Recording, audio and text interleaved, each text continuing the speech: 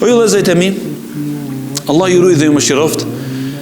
Allahu xhallahu ala i dërgoi pejgamberët e tij për dy qëllime madhështore. Qëllimi i parë është që t'i therrasi njerëzit në besimin në Zotin xhalla xhelalu.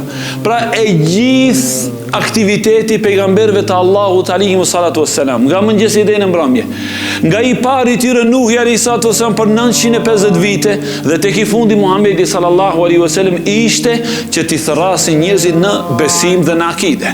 Andaj që ne të ulemi të bisedojmë për besimin, për akiden, e ju vëllezërit e mi, do thotë që flasim për aktivitetin më të madh të pejgamberëve të Allahut alayhimu salatu wassalam, që ishte: ja qaum u'budullaha ma lakum min ilahin ghayru, o populli ynë, adhurojeni Allahun, ju nuk keni të adhuruar tjetër posa Allahu xhallahu ala.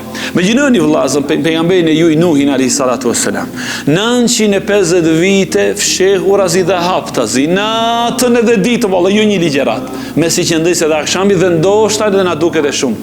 Natën edhe ditën, 950 vite e thiri popullin e tij në këtë akide dhe besim, në njëshmërinë e Allahu subhanahu wa taala, dhe pse populli i tij e refuzoi davetin e Nuhit alayhi salatu wassalam, saqë ka ardhur në transmetime vllazën, që sa herë që vinte 100 fundi 100 vjetit, dhe vinte momenti që të ndrojnë jetë pleshte e kohës, valinin e emanet djemve të tyre: o ju djemt e mi, mos e ndiqni Nuhin alayhi salatu, mos e ndiqni Nuhin. Pra imagjinoni ju vllazën, jo që Nuhi alayhi salatu sa kundërshtohet nga populli i tij, por edhe nga pleqtë dhe nga kryesorët dhe udhëheqësia e popullit në atë kohë. La ilaha illallah. Mos e ndiqni fenë e Nuhit alayhi salatu wasallam, megjithatë ai nuk ndaleshte natë, pra si shtam natën edhe ditën, fshehur azi dhe haptazi, që të thërret popullin e tij në besimin e Allahut xhallahu ala. Dhe kur erdhi fundi i jetës, pas 950 viteve, i tuboi djemtë e tij, i tuboi ata të cilët e ndoqën fenë edhe besimin e tij, dhe ju tha atyre: amarukum bithnaini wa anhaakum an ithnain. O i bitë mi, unë ju urdhëroj me dy punë dhe ju ndaloj nga dy të tjera.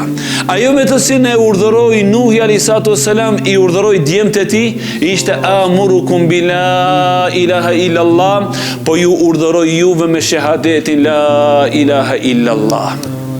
Ej vllazit e mi, wallahi billahi, aq sa ne do të arruajmë tauhidin dhe njëshmërinë dhe akiden në zemrat tona dhe në fëmijët tonë, aq do të na ruan Allahu xhallahu ala farën edhe pas vdekjes tonë.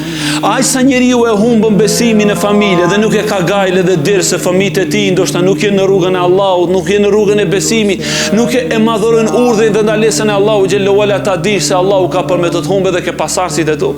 Andaj njerëzve të cilët varruajti Allahu xhallahu ala farën e tyre dhe pas vdekjes ishin pejgamber të Allahut, se gajlen më të madhe që e kishin ata ishte: ej populli, madhurojeni Allahun, ju nuk keni të adhuruar tjetër posti.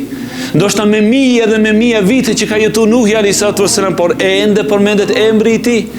Dhe të gjithë pasardhësit pas Nuhit alayhi salatu wassalam janë prej djemve të Nuhit. Imagjinoni imami i tauhidit dhe njëshmërisë dhe i akidës dhe i besimit, kush ishte vllazën? Që përmendet në për libra, i thot imami i tauhidit, kush ishte? Kush për pejgamberve? Ibrahimi alayhi salatu wassalam. Andaj edhe Allahu xhallahu ala vendosi që të gjithë pejgamberët pas Ibrahimit të jenë prej djemve të tij. Nuk ka asnjë pejgamber pas Ibrahimit alayhi salatu wassalam që nuk është prej bijve të Ibrahimit. Qoftë Ismaili që pas 3500 viteve Allahu e dërgoi pejgamberin ton Muhamedi sallallahu alaihi wasallam, që është gjeneza e Ibrahimit, qoftë Ishaku, që të gjithë pejgamberët e Beni Izraelitëve janë nga gjeneza e Ibrahimit alayhi salatu wassalam. Pa shihni ju vëllezërit e mi, se aq sa robi do të harruan akiden dhe besimin dhe tauhidin në zemrën e tij dhe në familjen e tij, po aq Allahu do të harruan në pasardhësit e tij, që ata të dërgojnë mëshirë dhe rahmet para ta.